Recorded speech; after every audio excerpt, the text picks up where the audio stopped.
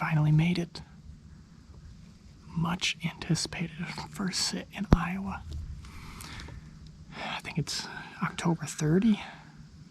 And so everyone I know that's willing to listen has been part of the saga about me getting my tags. Waiting for forever just to get an email from the DNR, and I finally got that this week. And so we are out on public land, and I'm thankful that I got those tags just in time, because this is just about the perfect time of year to be out in the woods. I feel like a lost kid a little bit trying to get set up in the tree. The first time's always a cluster, and I'm using a lot of new gear this year. But we are back in the saddle, literally, and we're going to give it a go tonight. I'm out on this piece of public, and the sign is pretty incredible. My access was a little bit of a cluster. I planned to kind of make a big loop because of the wind, because I figured I was going to be walking through a crop field, but it ended up being like the most pristine CRP bedding that I've ever seen. Just trails everywhere going in and out of it. But I'm at the head of this drainage, and there's a lot of scrape activity along the edge of this, and I figured I would duck in just a little bit, and there's a really big trail right here below me, and quite a few scrapes as well. But I did end up bumping a buck in what I think is a doe, either that or 2 bucks, just as kind of I was getting in here in that bedding area. There is some sign of other individuals being here. I saw a tree stand, and I saw quite a few tracks, but I was the only one that parked here, and I actually saw a deer as I was getting out of the truck, a single doe running across the field, so I don't know what that was about. Suspicious and intriguing nonetheless, but we got in here, a little bit of a cluster, and I haven't scouted this in person, which is probably why it was a little bit of a cluster, and I'm not entirely sure how it's going to go tonight, because the wind is supposed to switch almost 180 degrees. So right now it's coming towards me and out the back end of this gully, but it's supposed to switch and kind of go towards the side, so we'll see how that impacts tonight's sit. But I'm hopeful, and we're out here, and so I'm going to try and keep getting comfortable here and see what we can see.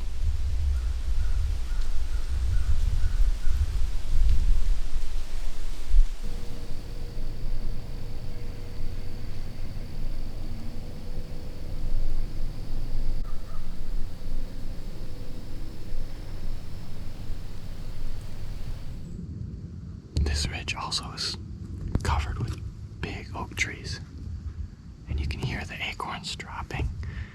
But the squirrels are in here too. They really love it, but I'm hoping that means some of the deer will come and stage here, because the bedding area out there, and there's actually a shelled cornfield and a standing cornfield.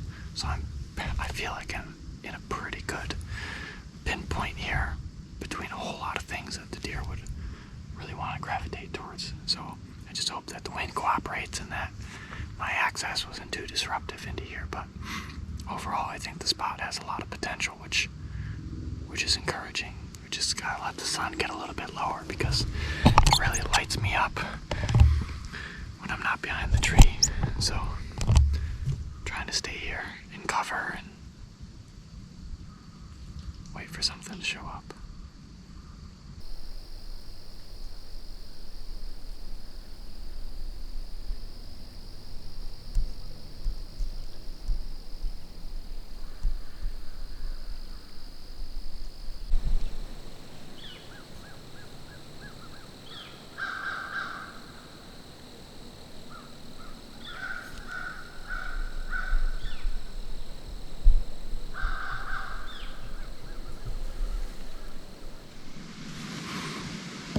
Switched. I just had a little buck sneak behind me. I tried to get him on the big camera, but just too much brush, but I did catch a glimpse of him. It was just a little buck. But that's really encouraging. We still got some time left, and I've been really worried that this wind is just messing this setup up, but